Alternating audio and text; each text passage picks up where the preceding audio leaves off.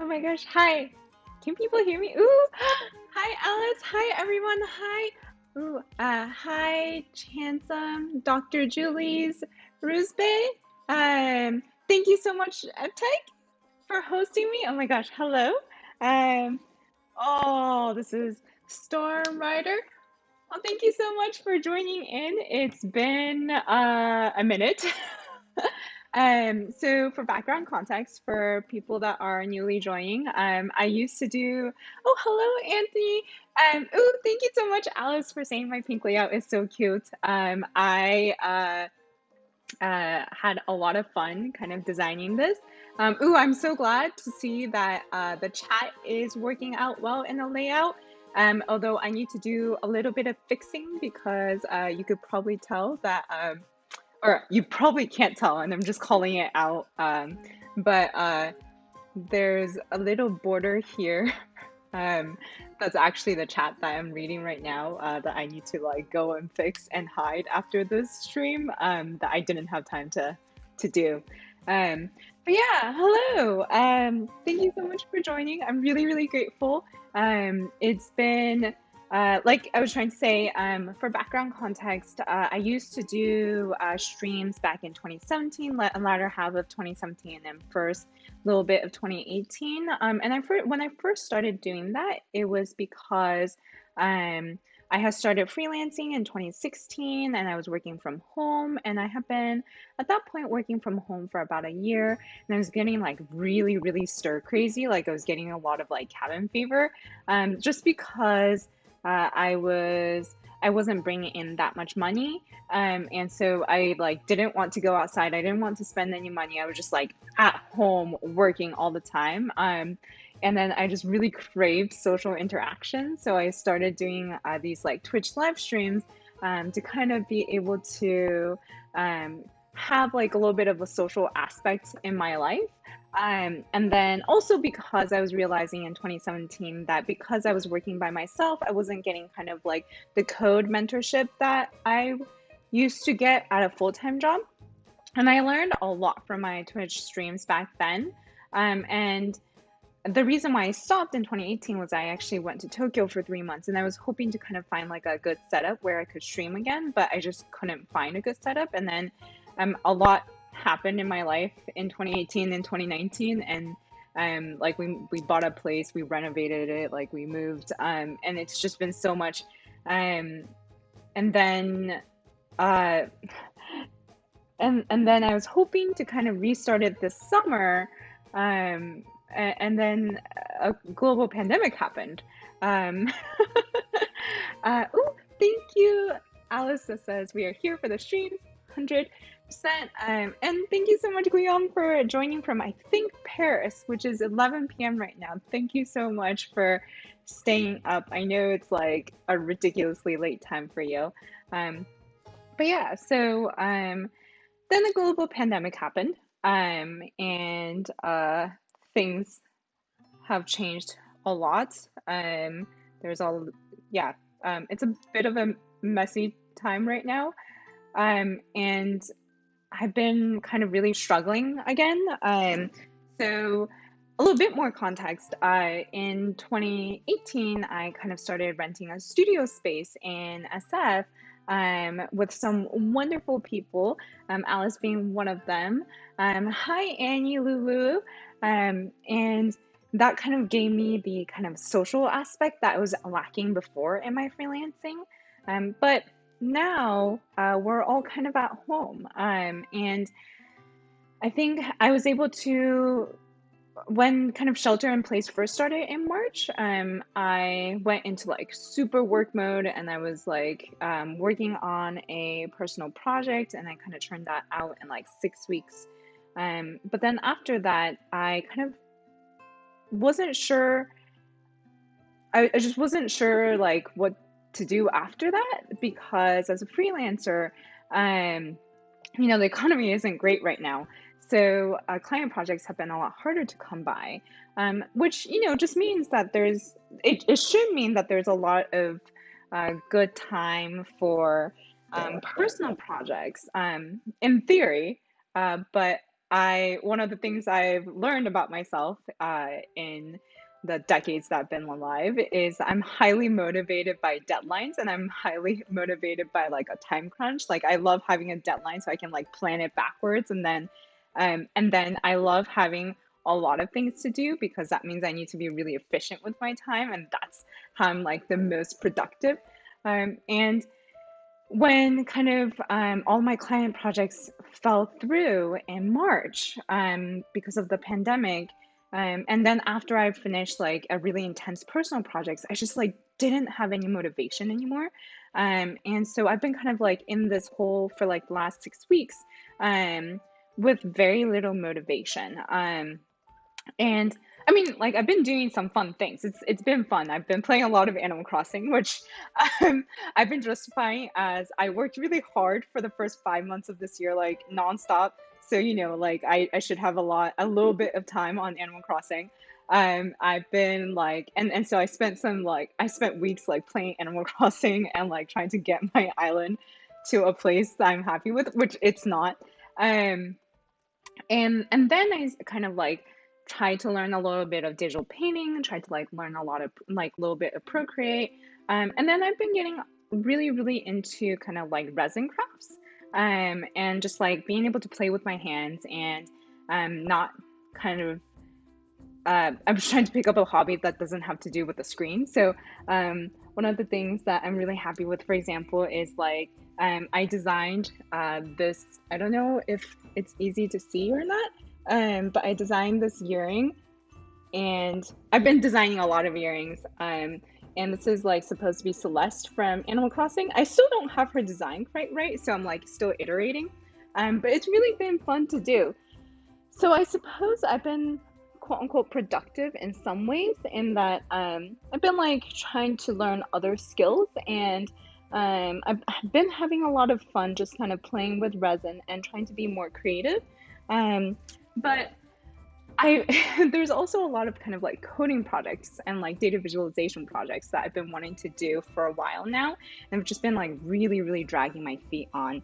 And when I kind of like sat down to inspect like how can I motivate myself again, I realized it really is because I'm really bad at holding myself accountable when it's just personal projects and I'm the only person that has to like answer for it.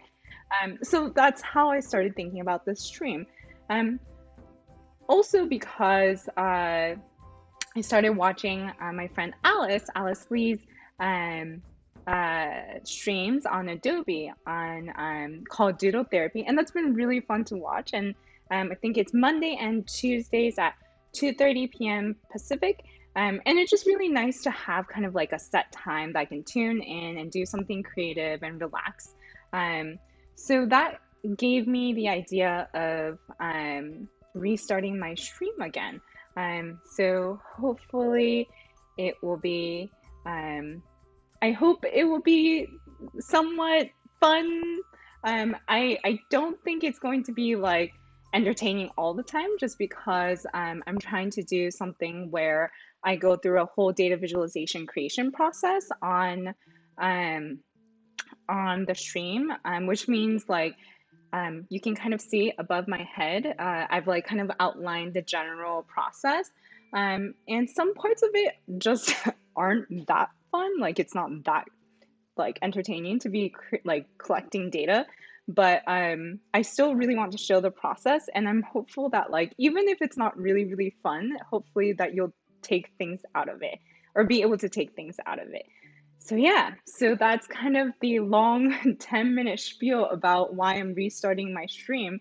And I've actually noticed there's like a lot of chat that's now been going on. So I'm just gonna kind of like read through it. Um, but the Pangsta says, "Hi, thanks for giving a bit of recap and context. I found your channel a while ago and I'm having your streaming now.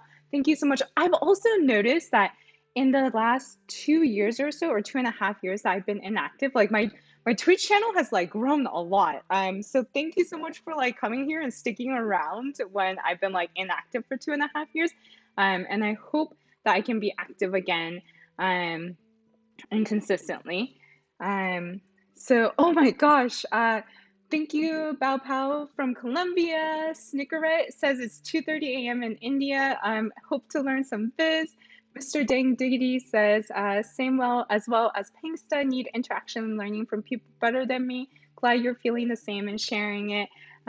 Guillaume says, it's been a long time since I've seen you talk, and that was always conferences and after the fact, never live. So this is awesome. Oh, I am so glad.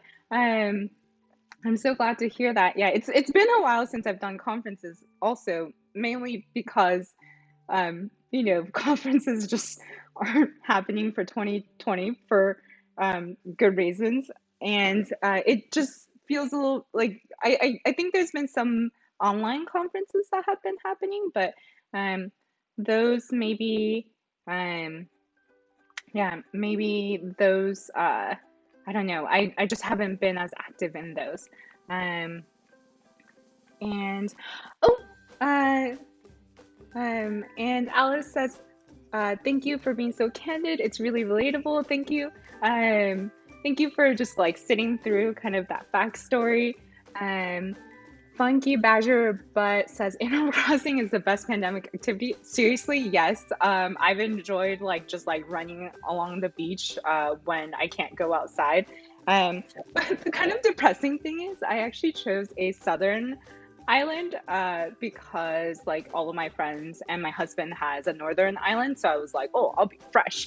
Um, but then it's actually because it's winter right now in the southern island, um, and it's snowing. It's actually kind of gloomy on my island, so I didn't think that a game would affect my mood so much, but I've actually been kind of sad logging onto my island because it's so like snowy and gloomy. I mean, the snow is beautiful, and sometimes there's sunny, beautiful, sunny, snowy days, but sometimes it's really gloomy, and I'm like, oh, like now I'm kind of sad, which is the opposite effect of what I was hoping for. Um, but oh, Ian says glad we can help somehow. Hi, Ian. Dr. Julie says Animal Crossing stream when. I don't think I'll ever stream Animal Crossing. I like to kind of just keep that like for fun for myself. So I'm trying to like follow up on the chat. But let's see. And Snickeret asks, will you be uploading the stream somewhere? Yes. So I archive all of my streams on YouTube, and it's under the same handle as basically everywhere else as XYWU. And so you'll be able to find my past streams there. Guillaume says to my whole thing about the dataviz process and how the stream might not always be entertaining. He says there's oh, I lost it. Oh, peeps need to know that there's a boring part in every job, though. Ooh, hi from, Dion says hi from Montreal. Quizzy says hi from Germany. Aaron Jerry, oh, hi, Aaron, says good to see you streaming again. And Shibana says, hi, love your work, looking forward to learn more. I think I should stop reading every single chat. I'm so sorry. This is like a habit that's carried over from my old streams where I didn't put the chat in like kind of the stream itself. So then like I read the chat for people that might like watch the replay. But now that I have it in the stream, I should stop reading every single chat so that I can kind of like start on what I said I will. But I'll read some of the kind of like longer comments. So Will says, "Wow, Shirley, so happy you're doing this. I just started streaming actually and was planning to do something like this, a full dataviz project start to finish. Can't wait to watch you do it and pick up all the streaming tips." Ooh, I want to see your stream, Will. So I'm gonna try and see. I'll try and find it after the streams. And Stormrider asks, "What are the things you miss from living in San Francisco?" Oh, like because I can't go outside? No, I think I just miss the sun. I just like miss being able to take like leisurely walks under the sun. And yeah, okay. So, let's get started. For today, what I wanted to do is kind of like a fun project. So, through this series of kind of streams, I'm hoping to do different kind of projects and different kinds of like data sets. And there are some a little bit more like serious topics I want to cover maybe in like later streams. One of them being around kind of like Black Lives Matter and kind of data sets around. Those are difficult data sets, and I want to kind of explore them and analyze them, but I want to make sure that I do those when I'm more educated and I can talk about it better. So I think for today, I want to do a little bit of an easier, funner topic. And thing that I've been wanting to do is there was a movie called Crazy Rich Asians back in 2018. And so I'm not sure how many people have heard of it, but this was a really big deal in kind of like the Asian American community back in 2018 because it was, and I haven't verified this, I just read this, that it was the first mostly Asian or Asian Western main cast in like 2 decades or something like that since I think Joy Luck Club. And I remember back in 2018 how big of a deal this was to be able to kind of see Asians and Asian Americans presented in a Hollywood movie without them being stereotypes. And I like the movie is not perfect. It does some things really well, and it does like it also covers other things not so well, but that's not what I'm trying to get to in kind of the stream. What I wanted to explore for this is one of the reasons why it was so important for us in 2018 was because of representation in Hollywood. And being able to see Asian actors and actresses on the silver screen as leading roles. And a lot of us kind of went out to support it, even if we didn't fully agree with the story, because we were hoping that it would mean more films that present Asians in not even anything glorious, just as normal people that aren't, nerds or exotic, just not as stereotypes. And so it's been 2 years. It's been almost 2 years actually, because it was released in August 7th, 2018. And the thing that I was curious about is if it did have an impact on the industry, if it did lead the way to more kind of Asian Americans leading roles in Hollywood movies or in other media. And so I've been trying to kind of brainstorm into how to quantify impact. And the first thing I thought of was just to kind of take a look at some of the main cast of Crazy Rich Asians and see the kind of projects that they've had since Crazy Rich Asians and kind of contrast it to the kind of projects that they might have had before. And some other, and so that's my first main idea, just because that's the easiest to do and kind of gather the data. Um, and some other ideas I have in terms of figuring out impact of the movie is kind of trying to see if I could figure out the Hollywood movies that might have come out since then that have featured Asian American actors or actresses in leading roles. And that one is a little bit fuzzier because it kind of gets into the gray spot of how do you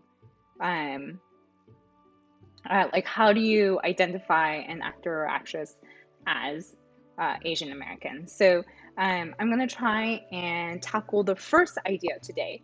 And so what I'm going to do is, this is kind of how I always start. I just start Googling once I have an idea.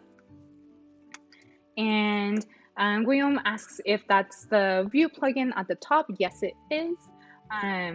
So I'll go and take a look at Crazy Rich Asians. And so also as a disclaimer, I have not done like any research or preparation before this stream, so that like you can kind of see like exactly how much I kind of like stumble around and struggle as I like go and collect my data.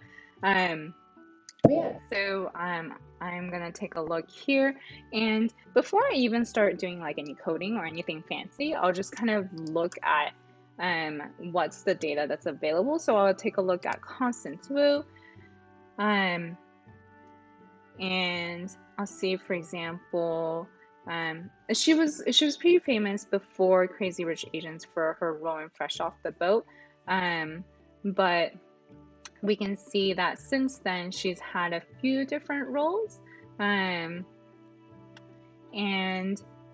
so I'm gonna take a look at, for example,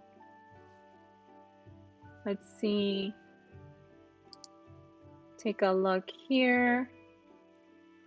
So quite a few of these seem to be in post-production, and so another question I might have for myself is, okay, so if I want to look at the projects that they've had since Crazy Rich Asians, how do I want to kind of quantify those projects? Like, do I want to look at like if she was part of the main cast, or do I want to look at how successful the movie was, or do I want to look at if it was like mostly like what was the target audience, or do I want to look at the box office figures? So those are some of the considerations that I now have looking at this. And so for Constance, it seemed like a lot of what she has is in post-production. So let me look at like one of the completed ones. And then I think if I remember correctly, IMDb has more information about a movie somewhere. So let's see. Yeah, so we can see that's probably really small. So here. So somewhere in here, there's more information. Yeah, actually, Anthony Stark says Hustlers was a recent hit for Constance Wu. So we can actually take a look at Hustlers as well. That one was quite a big one. Guillaume asks if I have favorite sources for data sets, or does it change? Does it change every time? No, I don't have like favorite sources or anything. I just kind of start Googling and see what happens. So let's see. I think it's been a while since I've navigated IMDb. So I'm gonna just try and like click on full cast and Chris. Ooh, there's details.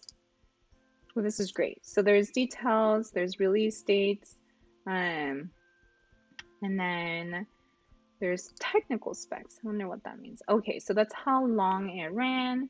I think what I'm kind of interested in is like potential quantitative information I can get from here. So maybe filming and production. Company credits, technical specs, opinion, TV schedules, quotes, connections. So I don't think that's been as helpful. So I'm gonna kind of try and see a few others. TMDB is a great source for movie data. At least it has an API. Thank you. The movie DB, the movie database. Ooh, wait, hold on. I actually have never heard of this, so this is really cool. The moviedb.org. This is one of the things I really loved when I used to stream, where, ooh, IMDb has data files too. Let's see. Where so many of you will kind of just like, as I'm trying to, I'm struggling, like you can see me struggle. And ooh, this is really big. Okay, so I'm gonna not, this looks much more involved. So this is kind of like it seems like tar files for, or zip files, gigazip files for, it seems like all the names and titles of movies on IMDb, which is like a lot. So I'm gonna try this moviedb.org. But yeah, like I really appreciate when you kind of like nudge me along. So I'm gonna, let's try and do the thing. Teamwork, yes.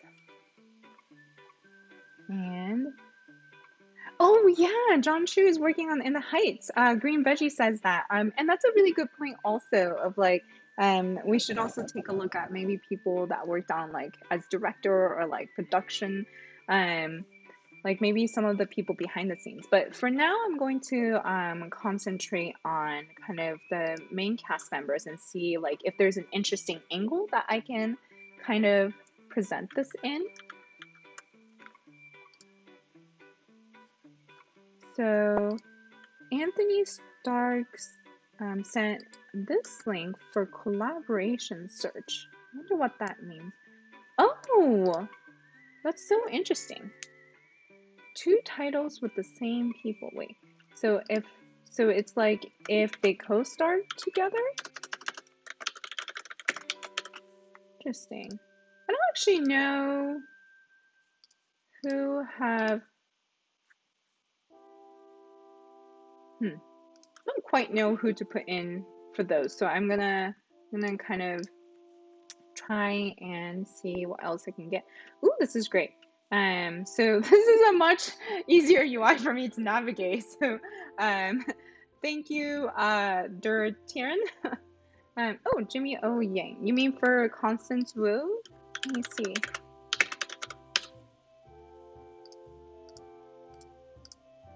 So Anthony says, check out the trivia section for interesting tidbits. Oh, that's so cool. This would be so interesting. Okay, so something to file. I wish I'm taking notes right now. So usually I will actually like have my iPad and I'll start taking notes and jotting down these ideas, but that might not be so fun for you to watch.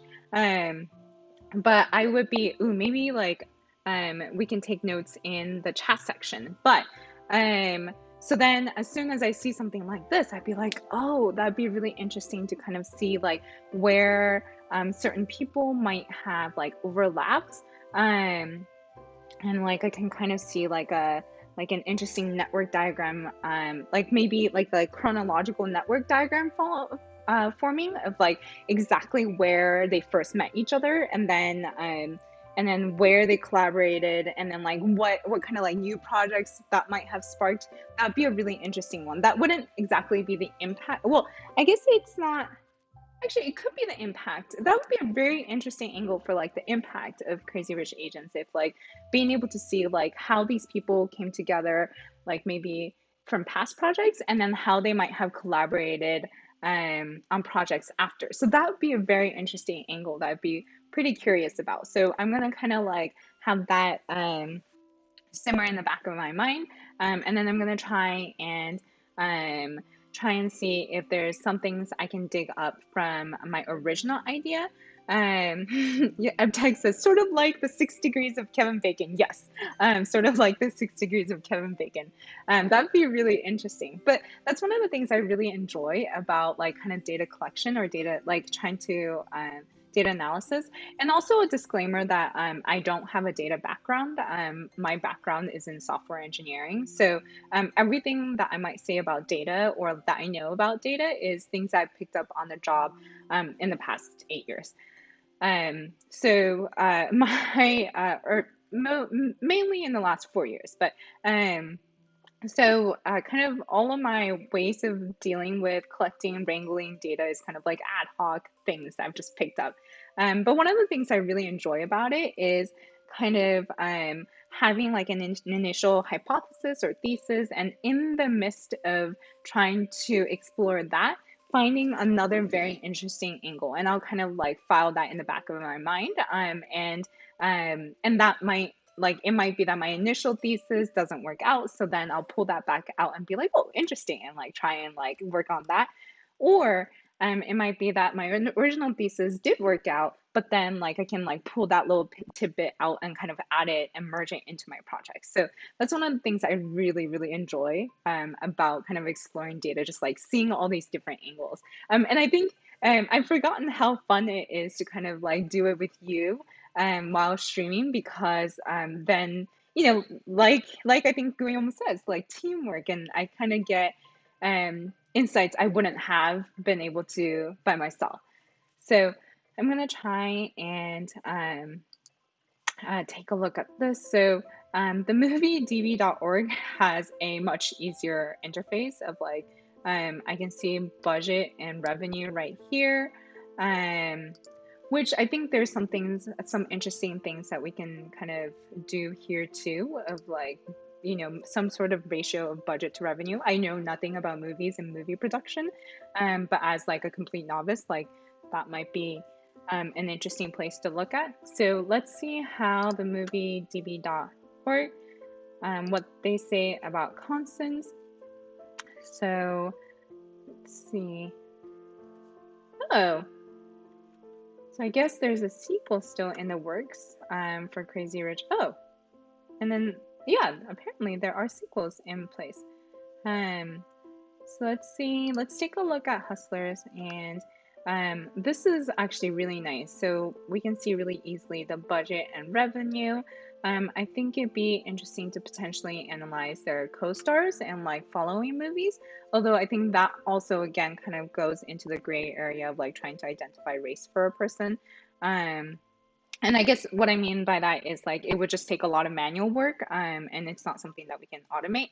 And I only mentioned that because as one person working on a project, like I have to always consider like time, time and effort versus like reward. So, um, let's see. Let me take a look at maybe a few other of her projects. So yeah, I think it would be. Oh, and I think another easy way to quantify is potentially with like the ratings for each of these movies. Um, and then, so let me take a look at Henry Golding also. I think if I remember correctly, Henry Golding was interesting because Crazy Rich Asians was his first ever film. And then you can see that he's actually, I guess, gone on and done like a few more movies since then. And that's really interesting. And then Michelle Yeoh is like kind of the complete opposite because she is, and I have to admit, I actually didn't know who Michelle Yeoh was before Crazy Rich Asians, because I just don't watch that much Hong Kong film, but apparently she's like legendary in like the Hong Kong film scene, especially in terms of like kind of martial arts action films. And I didn't know that, but I think it's absolutely amazing, kind of her filmography. So I think she's kind of like the opposite of like she is like amazing and established in her own right, kind of mostly in the Hong Kong film industry. And then I think for her, what I'd be like very interested in is like how many times kind of she's done Hollywood movies, or like if doing Crazy Rich Asians kind of like started giving her, like if she started having more Hollywood appearances after Crazy Rich Asians. So I think um that's something that I'd be really interested in for Michelle. Um, Guillaume says, how do you ensure you aren't simply validating your first hypothesis? I don't have a good answer for that. I just know that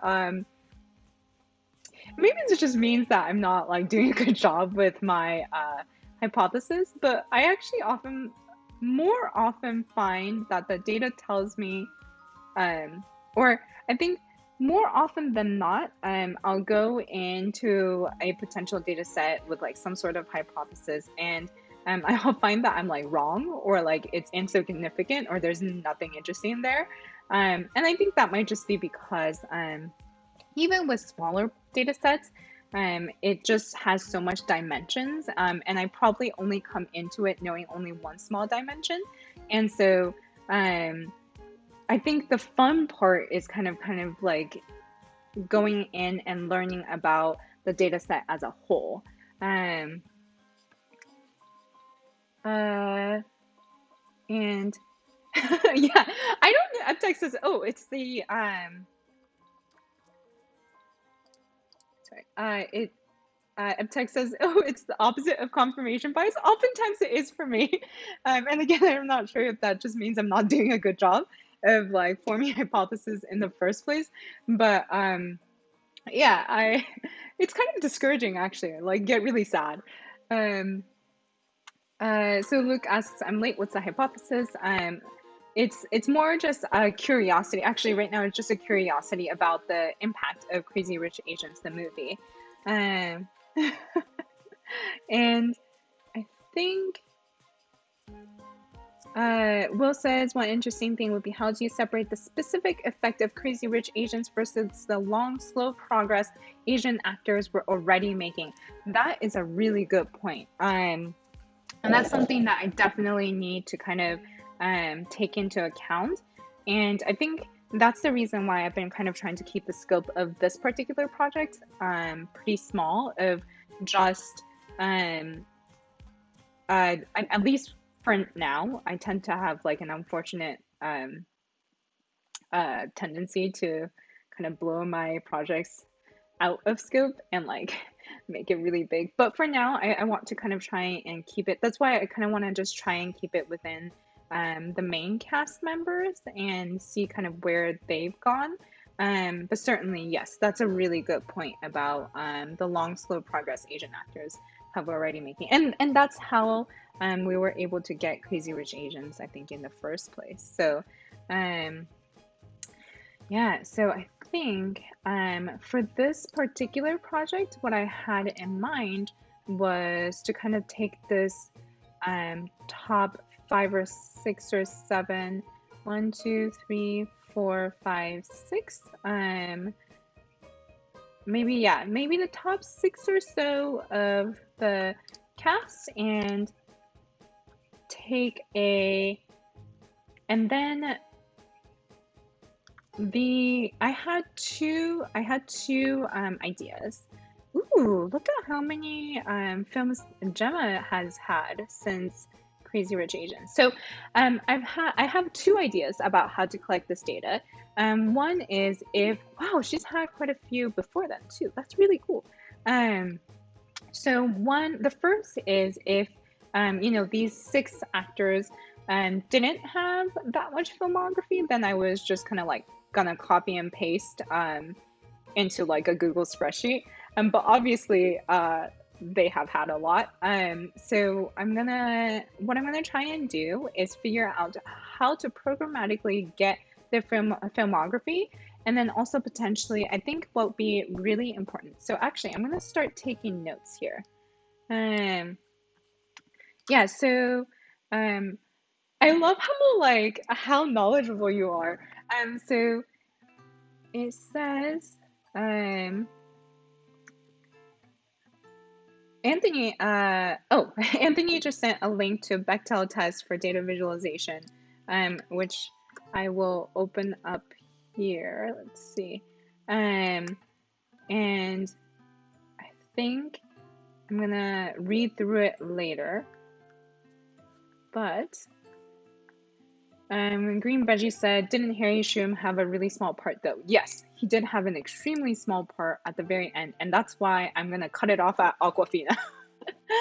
Although Ken Jeong was funny, but I think in terms of like I guess screen time, I felt like the first 6 had quite a bit up until Aquafina, and that's kind of the arbitrary starting number. I think certainly once I have like the script to go get the data, the automated script to go get the data, I might just like get it for all the cast members. But for now, I think I'm gonna just concentrate on the top 6 so that I can keep the scope small. I just like to start the analysis, the collection and analysis on the smaller side so that it's more manageable before I kind of try and expand past that. So next thing we need to do, so what I was going to do is I was going to take a few notes of, I think for each actor, I think I want to know their filmography. Did I spell that right? I'm gonna get really, really like self-conscious about my complete shit spelling. So actually, what I'm gonna do is for each actor, thank you, Green Veggie, actress, I'm gonna get their complete filmography, and then for each film, I think so actually, I would be curious to see, and please chime in if you have some ideas.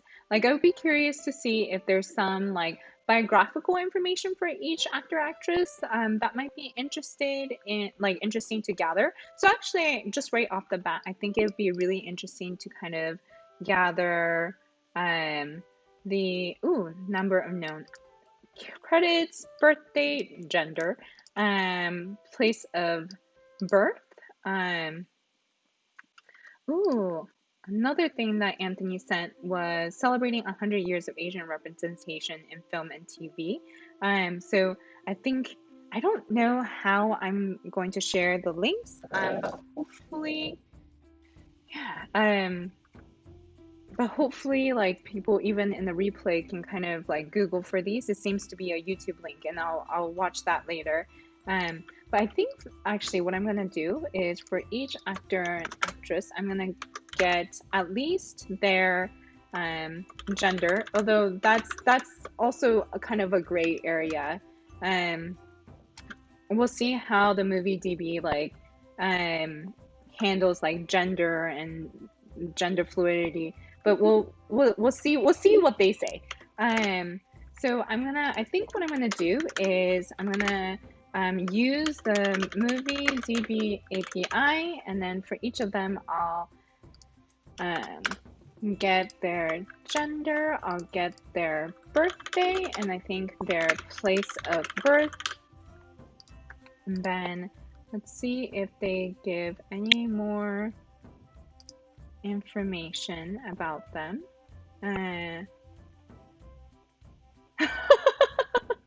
William says, you have an international audience today. Not sure if we're too picky about correct spelling. Green, thank you. Green Veggie says credits. No, do you mean like known credits? So for credits, I think I'm gonna go in and get their entire filmography. So I think I'll get it from there. So, media, interesting. What? Oh, this is like a very fun like process of exploring a completely new website I've never explored before. Okay, so oops. Let's see. So it seems like let me go and take a look at. Yeah, so it seems like For now, that's the basic information that they seem to have. And then once I go and look, I'll then like double check with their API, like if that's all the information they have. Um, oh, yes. Oh, charactermedia.com. Yes, let's see. Charactermedia.com. Interesting. Oh, so this seems to be info and stock photos. Though I don't know if that means it's info and stock photos of the actors and actresses. Oh, interesting. It's kind of all of the articles that have been written about them, it seems. But yeah, let me concentrate on just, again, I want to keep the scope small when I'm starting. So let me just concentrate on just those information for each person and for each actor and actress, get complete filmography.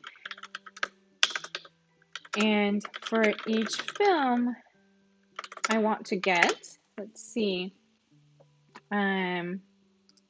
so that I'd be interested in knowing, I'm gonna stop doing numbered lists. So this is kind of like, I usually kind of like to write these down in my iPad and jot them down, but this is, I guess, the like stream version of that.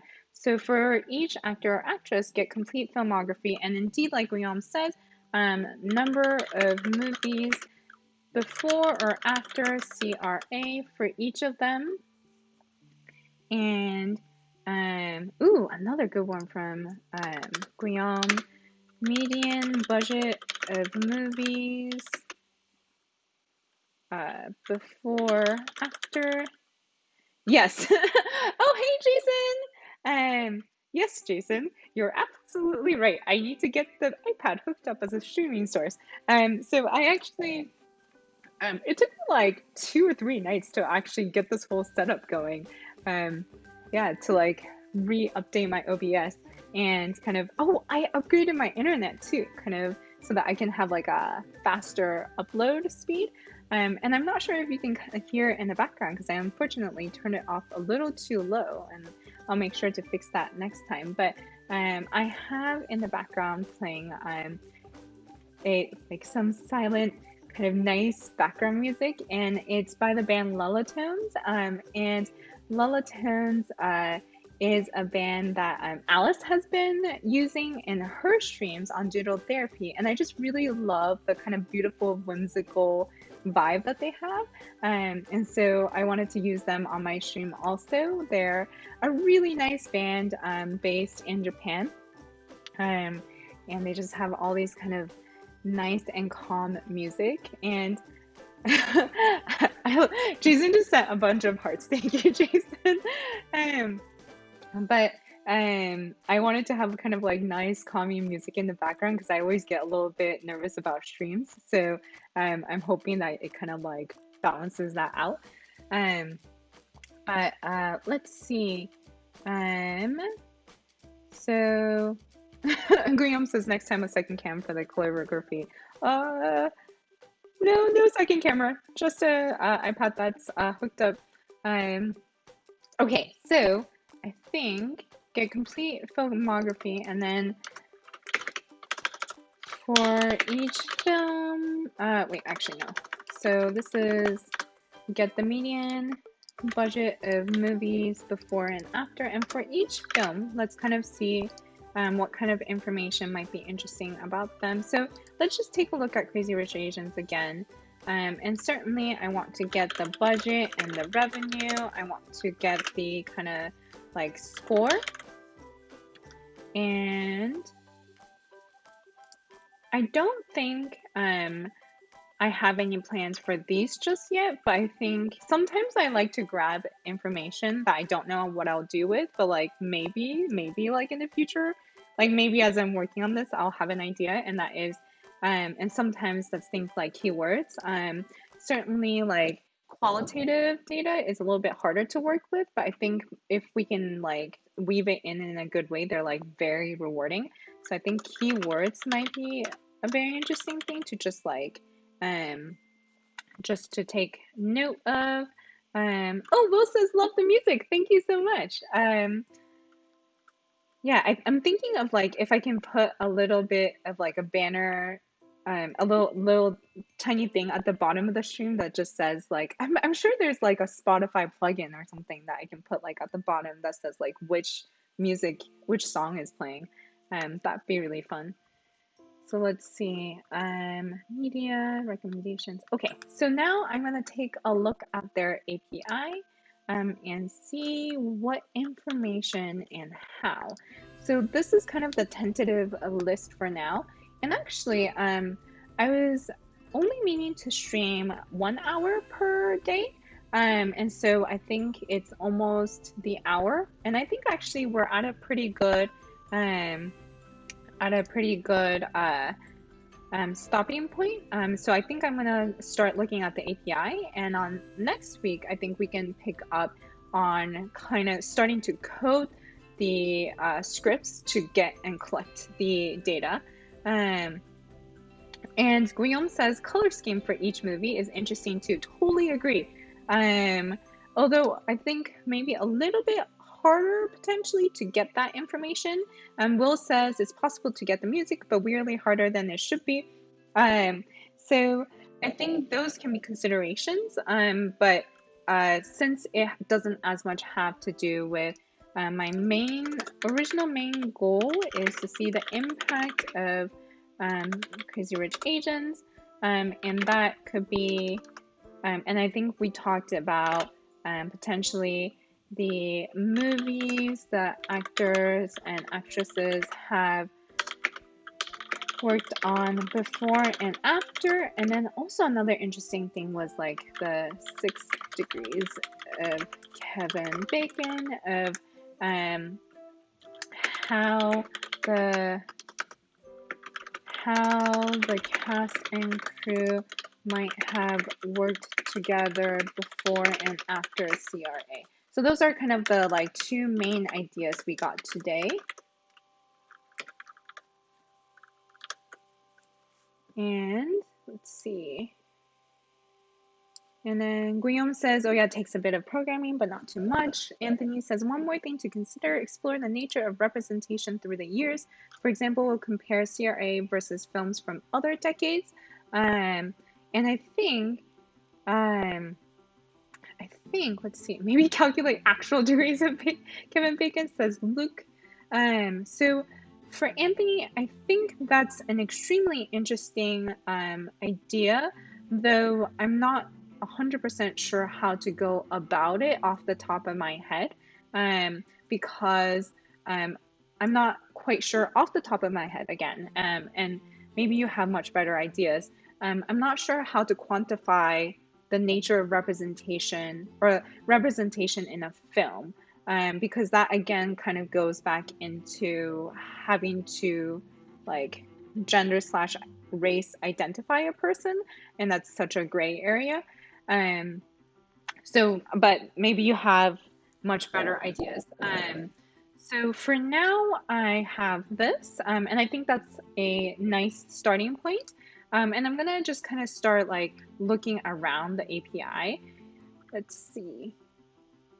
So there's the introduction. And one of the things I like to do with any API is like go and see if there's like well, actually, if they already have a JSON version, so it seems like, look at this. So the things I like to do for like trying to get any data like that has a nice API like this is first see if there's like a really nice just like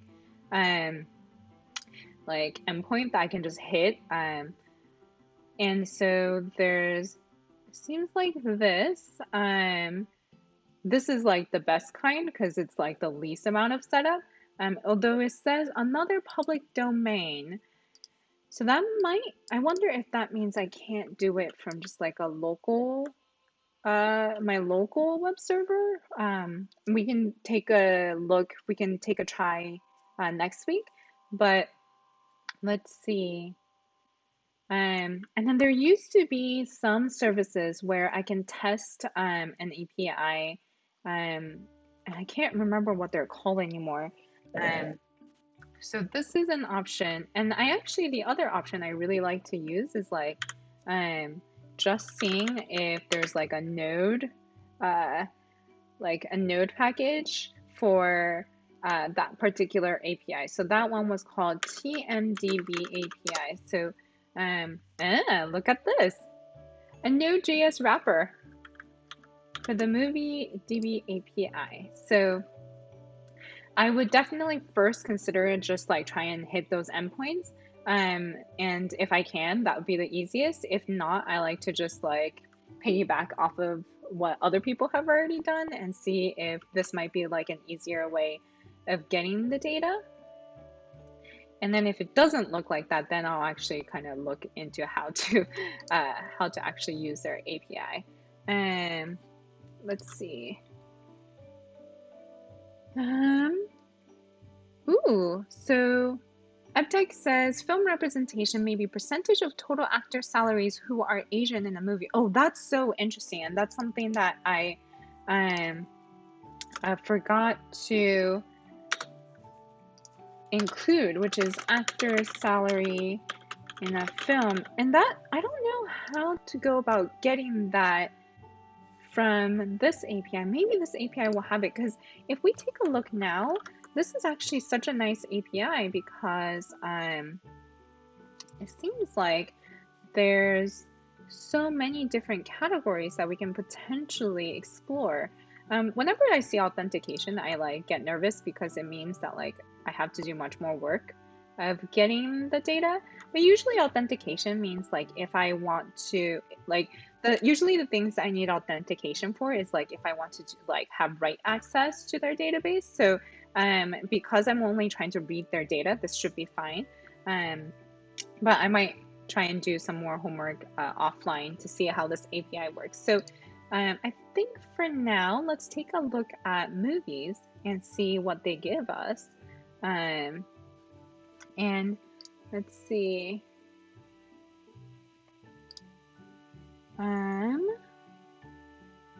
Let's see. I'm getting some more chats. Eptech is asking if I'm using Tableau for dataviz. I actually, thank you, Snickret, for answering. I usually use D3 and a few other JavaScript libraries. I'm not quite sure what Guillaume means when he says, an issue I've had many times when I tried to open data was the time to actual data. Okay. Oh, thank you so much, Tiran. Says, it works, but you need an API key. They also have a try button. Ooh, thank you for taking a look at the API and investigating it. So let's see, wait, where's the try? Oh, try it out. Perfect. Ah, so nice when an API is, this is why I love working with APIs. It's like so nicely commented. Let's see. Anthony says re-representation contrasts stereotype a typical representation versus more modern ones shown in CRA. Also sidekicks and domestics versus main characters. And let's see. So I think what Anthony said is definitely like great. And actually, those are the kind of things I want to do. It's just a matter of that would require more like manual data collection potentially. And then like kind of also have like and also defining a framework of how to like it would take defining like a framework to kind of like quantify everything.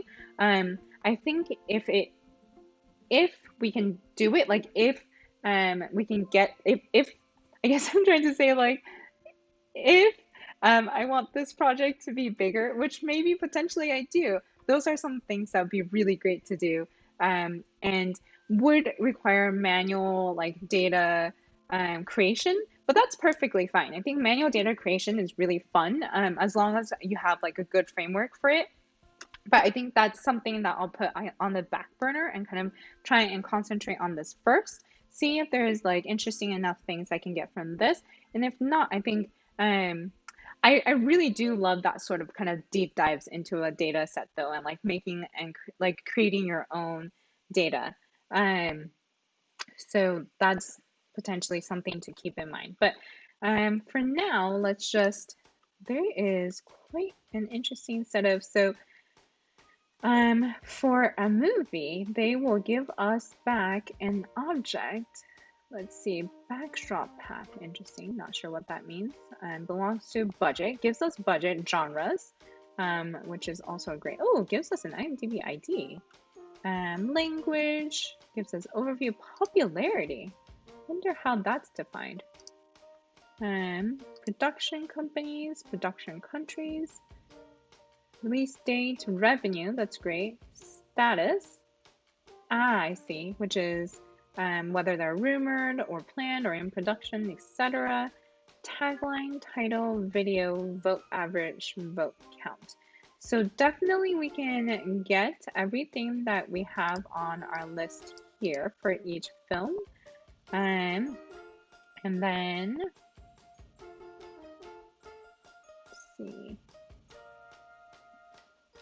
And I think the only thing they don't seem to have is keywords.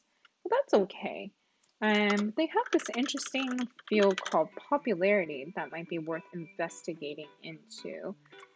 Having the title would be nice. But it also doesn't seem like they have, see, it also doesn't seem like they have the cast information in here. That's interesting. And then they also have people. Ooh, actually, wait. Look at this. I didn't notice this earlier, but wow. Get account states. They have a lot of get images, get credits. So this, I must be, yes, this is the cast. Amazing. So this is the cast, but I don't think it has, what I was hoping for is the salary.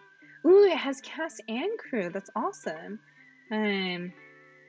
Okay, so I'm going to pause here. So Enchibana asks if I prefer to use Vue or React with D3. Um, the short answer is I prefer Vue, just because I haven't used D3 in about 2 years now, but I think Vue actually, there's two main things that I think make it easier to use with data visualization. The first is that its reactivity makes it really easy for me to kind of have user interaction that affect the underlying data set, and for that to kind of like replicate into the rest of the UI. It just makes it so easy to do that with the reactivity that Vue has. And then second part, and the second reason, which might be the bigger reason, is that Vue treats animation as a first-class citizen. And with data visualization, I just work so often with animation that part is really important. So those are the two main reasons why I use Vue, and I like to use Vue more than React. But I also haven't looked at React in like 2 years, and the thing has changed so much. But yeah, Dirtian says you can use append to response in terms of getting the cast, I think, from the movie. And yes, Guillaume says one reason to protect an API with credentials is to enable rate limiting in an easier and better fashion compared with a public API. That's a really, really good point. So I think I'm going to kind of investigate setting up setting up the script to kind of hit this API. Hopefully, yeah, I'll make it a goal to kind of set up the structure for that, so that next stream we can kind of code together the script to get the information we want. And yeah, thank you so much for joining this first stream, it was wow, thank you so much. It was really, really fun. Oh gosh, yes, thank you so much for kind of giving me the space to motivate myself, and start on this project that I've actually had in mind since like April or May, and I've just like really dragged my feet. Um, I hope that this was useful in some way, in terms of how to go about thinking about and getting data. Thank you for all the help also in terms of like leading me here. And let's see. Dirtian asks if I already know when the next stream will be. Yes, so my intention is to keep this up for every Wednesday and Friday. At 2 p.m. Pacific. And I think that's the most sustainable time for me. And I was about to be like, unless I go on vacation. But the reality is, right now, none of us can go on vacation. So hopefully this will continue for a while. And thank you so much oh, yes, thank you so much for everybody that joined. And see you next Wednesday. Thank you. Bye-bye.